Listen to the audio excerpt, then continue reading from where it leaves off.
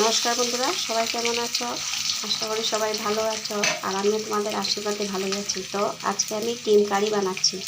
তোমাদেরকে ডিমটা সিদ্ধ করা আমি দেখাই নাই, ভাজাটা দেখিয়ে দিচ্ছি। তো এখন ডিম ভাজাটা করে নিচ্ছি। এই যে ডিমটা লাল করে ভেজে নিচ্ছি। তো ডিম কারির জন্য পেঁয়াজ ছোটো ছোটো দুইটা কেটে নিয়েছি। এখানে টমেটো একটা কেটে নিয়েছি। আর এখানে একটা টমেটো পেস্ট করে দিয়েছি।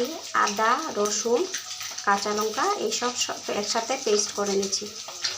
ডিমটা আমার ভাজা হয়ে গেছে, এখন নামিয়ে নেব। এই যে ডিমের তেলে পেঁয়াজটা দিয়ে দেব। পেঁয়াজটা লাল করে ভাজা হয়ে গেছে তখন মশলাগুলো দিয়ে দেব। এই যে এখন টমেটো কুচিটা দিয়ে দেব। এখন পেস্ট করা মশলাগুলো দিয়ে দেব সব একসাথে।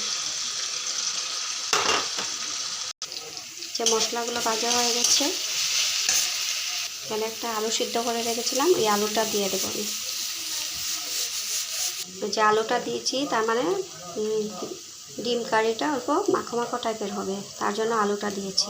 এখানে মশলাগুলো নিয়ে নিচ্ছি। জিরার গুঁড়া, ধনিয়া গুঁড়া, লবণ, কাশ্মীর গুঁড়া, হলদি, এইগুলো সব একসাথে নিয়ে নিচ্ছি। আমি মশলাটা দিয়ে দেবো।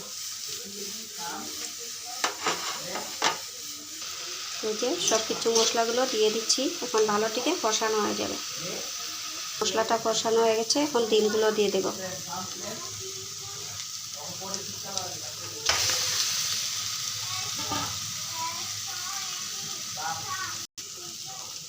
এখন জলটা দিয়ে দেব।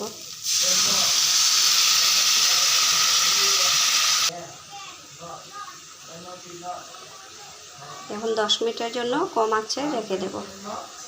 এখন গরম মশলাটা দিয়ে দেব।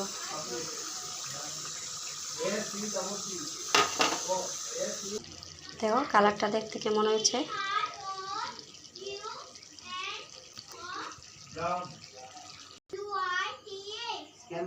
দেখো বন্ধুরা, আমার ডিমের কারিয়াটা কেমন হয়েছে। তোমাদের ভালো লাগেছে নাকি? ভালো লাগলে লাইক, কমেন্ট আর শেয়ার করবে। আর আমার চ্যানেলটাকে সাবস্ক্রাইব করে দেবে। তো এটা গরম গরম ভাতের সাথে খেতে অনেক ভালো লাগবে। তোমাদের ভালো লাগলে অবশ্যই একদিন ট্রাই করবে। ধন্যবাদ।